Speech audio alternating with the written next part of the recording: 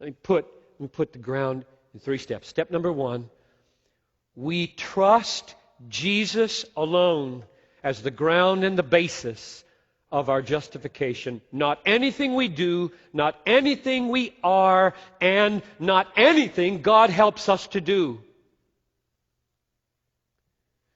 We trust Jesus Christ alone as the ground and basis of that verdict. Second, that's number 1. Second, this faith, as I look totally away from John Piper and all that he is by nature and all that he is by grace, I look totally away from John Piper to Jesus alone as my ground of justification and my basis of justification. And in that faith and through that faith, I am united to Christ. A union with Christ happens. Step 3. In Him, His righteousness, His obedience, or you could say God's righteousness in Him. I won't be picky about how we say it. I think all these are right ways of saying it. In Him, His righteousness is, the word that's used in the ESV is, counted as ours. The more historical word is imputed to us. Those are the 3 steps.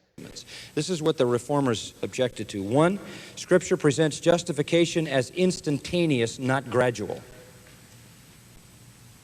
Remember the tax collector who beat on his breast and bowed his head, and Jesus said, that man went home justified.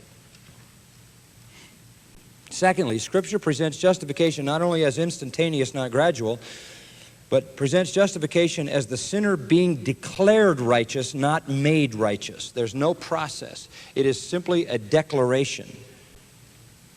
There is a change, that's regeneration, but that's not justification. It's another component of our salvation. Thirdly, the Reformers said, Scripture teaches that justification is righteousness imputed, not infused.